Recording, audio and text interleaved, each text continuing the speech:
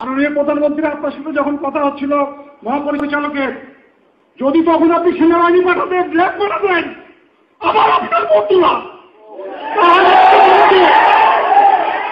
তারা তরবরভাবে ঢুকেছে আধা ঘন্টা পরে, এবং তারা কিলিং শুরু করেছে 11:30 থেকে 11টার পরে।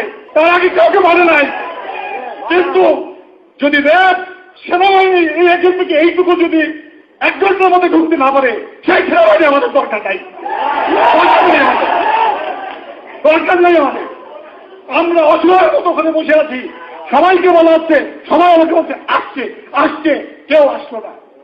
তখন যদি ইচ্ছা আমার সেনাবাহিনী কোথাও আমাদের একটা ট্রেন পাঠাতো, অথবা একটা যদি আমাদের কমান্ডো বাহিনী একটা ল্যাটারও যদি যেত, ওরা পিপিলিকের মতো পালিয়ে যেত, কিন্তু কেউ গেল না। অসহায়ের মতো আমার অফিসারগুলো সব মেরে ফেললো, সব মেরে ফেললো। কয়েকজন বিডিআর সদস্য আহত হয়েছেন। এ সময় ব্যারিকেড ভাঙার চেষ্টা করলে তাদের ছত্রভঙ্গ করতে জলকামান ও সাউন্ড গ্রেনেড ছুড়ে পুলিশ। পরে মৎস্য ভবন মোড়, কাকরাইল আশপাশে ছত্রভঙ্গ হয়ে যায় আন্দোলনকারীরা। পুলিশ সদস্য সহ কয়েকজন চাকরিচ্যুত বিডিআর সদস্য আহত হন। বারবার সময় দেওয়া হলেও তারা সড়ক ছেড়ে যায়নি, তাই কিছুটা বল প্রয়োগ করে সরিয়ে দেওয়া হয়েছে তাদের, এমনটি বলেছে পুলিশ। আমাদেরকে গ্রেনেড সাউন্ড মেরেছে এবং পাথর নিক্ষেপ করেছে, টিএসএল মেরেছে, এই যে রক্ত। আমরা কিন্তু কোনো অপ্রীতিকর ঘটনা ঘটাই নাই, সাংবিধানিকভাবে দাবি আদায়ের জন্য আসছি।